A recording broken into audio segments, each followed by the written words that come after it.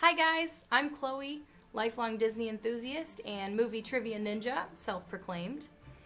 I'm a 90s kid, which means I was lucky enough to grow up during Disney's golden age of the VHS, and I actually still have my original release copies of Beauty and the Beast, Aladdin, and The Lion King. These are the epic stories that defined my childhood and consequently helped shape the way that I see the world.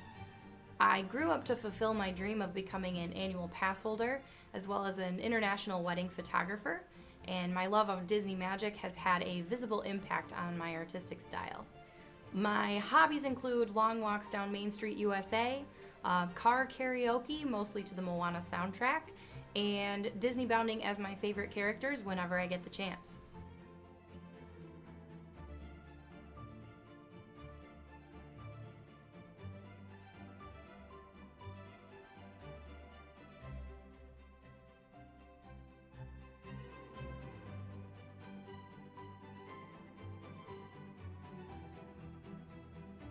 Now that we've got introductions out of the way, I understand you'd like to hear my take on a Disney movie.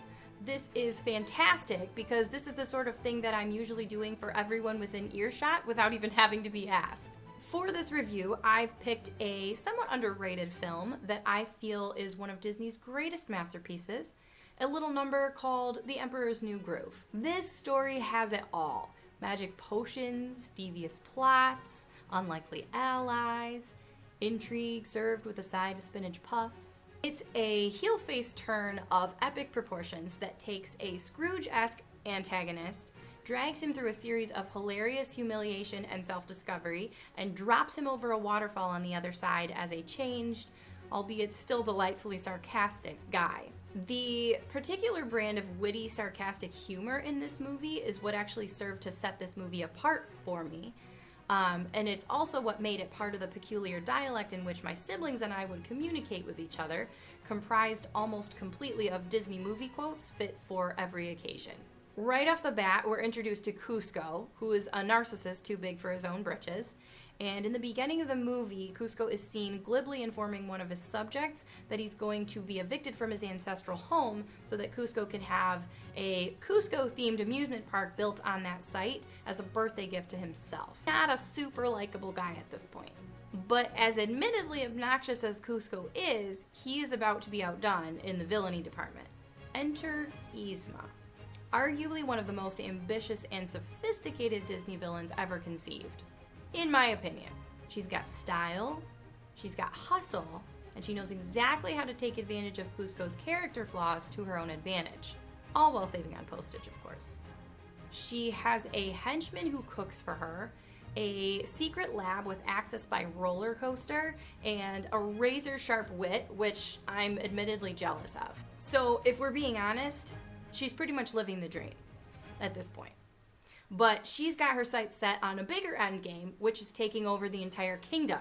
And not even accidentally being turned into a kitten is going to slow down this geriatric glamazon. In his moment of greatest need, Kuzco finds this unlikely ally in Pacha, who happens to be the same man that he had earlier given the eviction notice to. Pacha is Kuzco's exact counterpart in every possible way. He's lovable, he's unassuming, and he's the picture of the selfless family man. The crazy journey that lands these two opposite characters in this begrudging partnership is a wildly enjoyable ride the entire way, made only more perfect by its punctuation with this dry humor. Lots more that I could say about this film. I could talk about it all day, but I'll keep this short and sweet. I'm really excited to be considered for this 30-day epic movie watching marathon. Watching Disney movies is more than a pastime for me. It's an art form. An art form that should be approached with humor, soft blankets, and where possible, Mickey-shaped snacks. If selected for this opportunity, I can promise that I would undertake the task with all of these key elements and gratitude in my heart. In all seriousness, thank you for your time and consideration. Cheers, and see you real soon.